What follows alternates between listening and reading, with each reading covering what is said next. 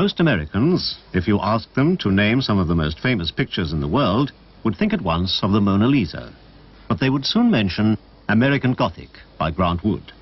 It's obviously a very popular picture. But why? Because it's painted in a conservative, anti-modernist style, as if specially for the man in the street? Because, though painted in the 20th century, it looks as if it came from the 19th? Because it appeals to the nation's sense of its own identity? Or because it attacks provincial piety? The foreground is dominated by the figures of a man and a woman. Behind them, there's a trim white wooden house. By the front door on the left, there are plants in pots. It's all very well ordered and clean. The figures look strangely stiff, as if they were holding their breath to pose absolutely still for a camera with a long exposure time. And in fact, Grant Wood took his cue from 19th century family photographs. For models, he used his 30-year-old sister and the 62-year-old dentist from Cedar Rapids, Iowa, the town in the American Midwest where Grant Wood lived. Then he dressed these models especially for the painting. Here they are again, in photographs taken about 10 years after the painting was made. They're still quite recognizable. The age gap between them was deliberate, for Wood imagined his figures as father and daughter, not husband and wife. He dressed the man in a black jacket, such as he might wear to go to church, with overalls and a collarless shirt. And he gave the woman an apron and a black dress with a white collar, and showed her with her hair tied back in a bun.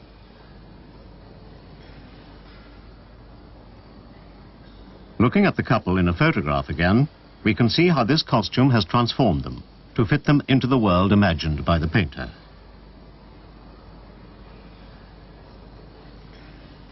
The house was one Wood had noticed in a village nearby. It was built in the 1880s, in the Midwestern style known as Carpenter's Gothic. The photographic stiffness of the figures and the sort of clothes they're wearing give the impression that Grant Wood wanted, as in a history painting, to reconstruct a situation from the 19th century.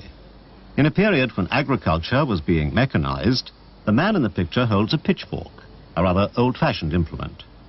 It seems as if Grant Wood, as a conservative, wished to celebrate the Midwestern farmer's mentality as the stabilizing heart of America. The careful, precise way in which the picture is painted, showing everything clearly and concealing nothing, invites us to examine it in more detail. The man looks straight out at the viewer, as if he wanted to show just how righteous and upright he is. His mouth is pursed, and he looks like someone who wants to remind us of our own sinfulness. He has decided to opt for a very strict kind of behavior, and he mercilessly demands that we do the same.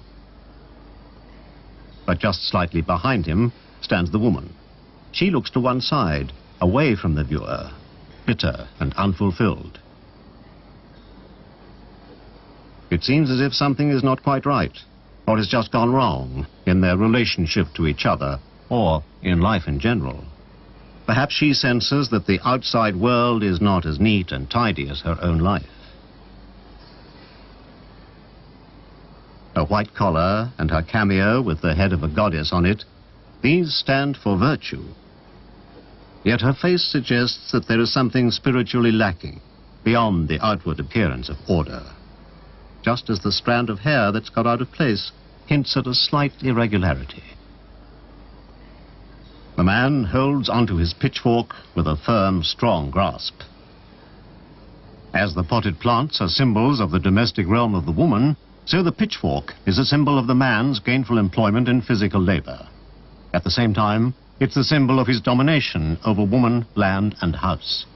It's a traditional patriarchal setup, so rigid that it's turned into a sort of death in life. With its long prongs, the pitchfork comes between the viewer and all that there is to see in the picture. The man holds it as if threatening us, as if to warn anyone coming near his daughter or his house not to question his authority. The pattern of the pitchfork is even reflected in the man's overalls. A militant attitude imbues his whole being. So it seems, after all, that the picture is not a celebration of conservative attachment to the land, and certainly not a fond glorification of the 19th century. Rather, it uses a blatantly sham historical scene as a contemporary critique of Puritan morality, with its bigoted views of human impulses and desires, and its capacity to alienate people from each other. In 1930, when he painted American Gothic, Grant Wood was 39. His father was a Quaker and his mother a strict Puritan. Wood had studied in Minneapolis, Iowa City, and Chicago, and then had often traveled to Europe, to Paris and Munich, where he was especially impressed by the work of the early Flemish painters. In this self-portrait, Grant Wood is seen against a farming landscape. And in American Gothic, he wanted to convey his sense of his own roots in the world of his parents' generation. For him, the Midwestern farmer was the epitome of the American, and Grant Wood emphatically turned his back on the culture of the metropolis. In his conservative critique of modern civilization, he stood up for the tradition of regionalism that in the 1920s and 30s played such an important part in developing an awareness of American national values. Another of the regionalists, Thomas Hart Benton, who in 1926 painted this picture, "The Lord's My Shepherd," demanded that art be a mirror in which the region could see its own reflection. People talked of the mythicizing of the provincial, though contemporary critics reproached Benton and Wood for wanting to promote a nationalist blood and soil mentality. Yet in the case of Grant Wood, a good deal of criticism is mixed in with the celebration. This is made especially clear in this picture from 1932, Daughters of Revolution. The Nationalist Women's Club, Daughters of the American Revolution, had protested when Grant Wood installed in Cedar Rapids a stained glass window made in Germany as a memorial to those who had fallen in the American War of Independence.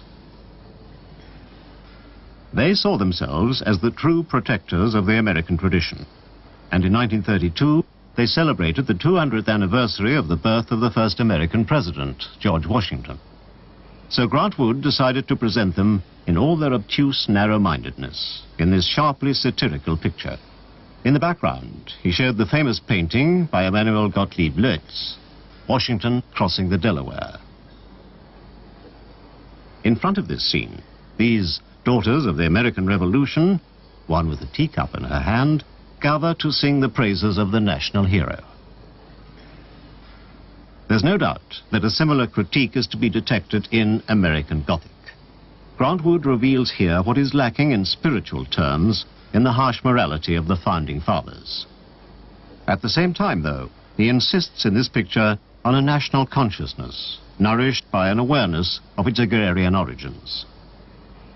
The style of the painting alone tells us a lot.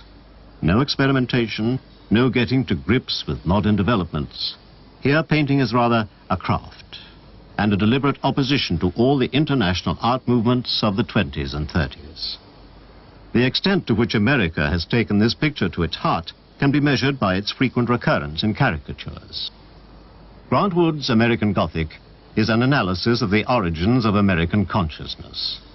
And it's not so much as a work of art that it's become so popular, but rather as a symbol of good things as well as bad.